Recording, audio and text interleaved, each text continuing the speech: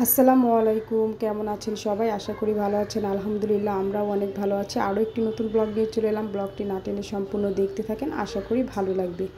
তো আজকের ব্লগটি আমি দুপুরে রান্নাবান্না থেকে শুরু করলাম। তো আজকে দুপুরে রান্না করব হচ্ছে মুরগির মাংস। আজকে তেমন কিছুই রান্না করব না, এক আইটেমই রান্না করব।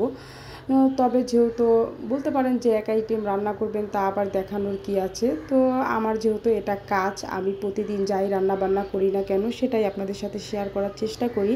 সেটা হোক আলু ভর্তা, সেটা হোক মরিচ ভর্তা, সেটা হোক মাংস, সেটা হোক মাছ, যাই হোক না কেন আমি তাই আপনাদের সাথে শেয়ার করি। তো যাই হোক, আজকে শুধু মাংসই রান্না করব। আর যে পরিমাণ গরম পড়ছে, কিছুদিন তো একটু শান্তিতে ছিলাম, শান্তিতে রান্না বান্না করতে পারছি। আবার প্রচুর পরিমাণে গরম পড়ে গেছে। আর এখন হচ্ছে আগের চেয়ে আরও বেশি গরম পড়ছে, রান্না করতে তো ইচ্ছেই করে না। তাও চলে আসতে হলো, কি আর করা, রান্না তো করতেই হবে।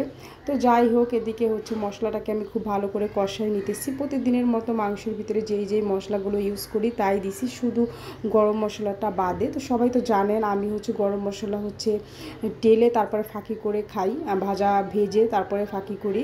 আর আমি হচ্ছে আস্তা গরম মশলা কখনোই খাই না, সেটা হচ্ছে যারা আমার ভিডিও দেখেন তারা তো অবশ্যই জানেন।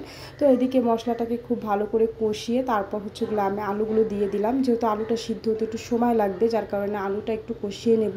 তো ওদিকে হচ্ছে আলুটা কষাতে দিয়ে আমি এদিকে দেখতে এলাম, ছেলে মেয়েকে রেখে গিয়েছিলাম, যে মেয়েকে বলছি যে ভাইয়াকে নিয়ে একটু খেলা করো, আমি রান্না করি। তো তাদেরকে আবার একটু দেখতে আসলাম যে কি করতেছি তারা দুই ভাই বোন মিলে। তো এই তো এসে দেখতেছি তারা খেলা করতেছে খুব মজা করে। আর আমার ছেলের অবস্থা দেখেন, সে হচ্ছে আম খাচ্ছে।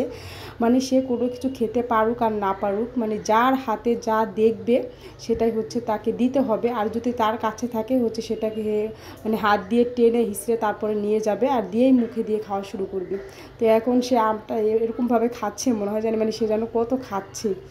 তো যাই হোক, আমাকে দেখে আবার আমার দিকে একটু তাকাই দিয়েছিল। আর এদিকে আমাদের ইফুনির অবস্থা দেখেন, সে তো এই গরম আসার পরে দিনে 4-5 বার গোসল করে, আর কয়েকদিন পর পরই জ্বর আসে। এখন গোসল করেই তো রেডি হচ্ছে, মাথায় আঁচড়াইতেছে আবার। তো যাই হোক, এখন আবার চলে যাব রান্নাঘরে। আর এদিকে তাদের সাথে একটু সময় দিতে দিতে এদিকে আমার আলুটাও কিন্তু খুব ভালো করে কষানো হয়ে গেছে, দেখতেই পাচ্ছেন। আর উপরে তেল উঠে গেছে। আর এখন হচ্ছে আমি মুরগির মাংসগুলো দিয়ে দিব।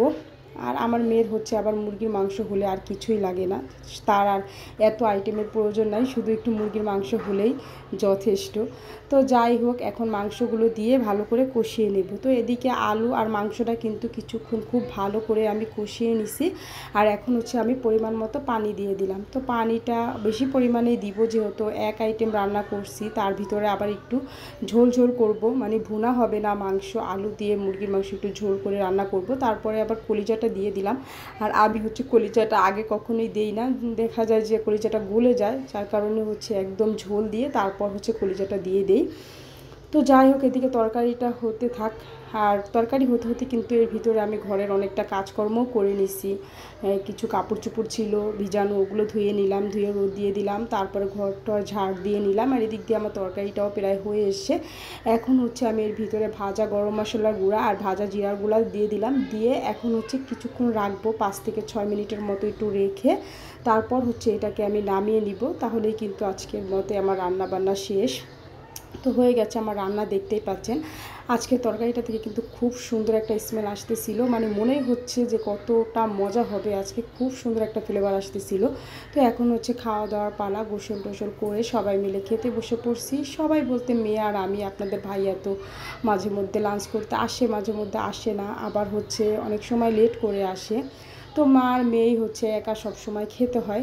তো যাই হোক, এখন খেতে বসে পড়লাম। আর আজকে তরকারিটা কিন্তু যেমন ফ্লেভার হয়েছিল আর তেমনই কিন্তু মজা হয়েছে, ভীষণ মজা হয়েছিল খাইতে। সাথে একটু লেবু নিয়ে নিলাম, একটু পেঁয়াজ নিয়ে নিলাম, খুব ভালো লাগতেছিল। তো যাই হোক, আজকে ভিডিওটা এই পর্যন্তই শেষ করবো, আর বাড়াবো না। কেমন লেগেছে অবশ্যই কমেন্ট করে জানাবেন, ভালো লাগলে লাইক কমেন্ট শেয়ার করে দিবেন। আজকে এ পর্যন্তই, আসসালামু আলাইকুম।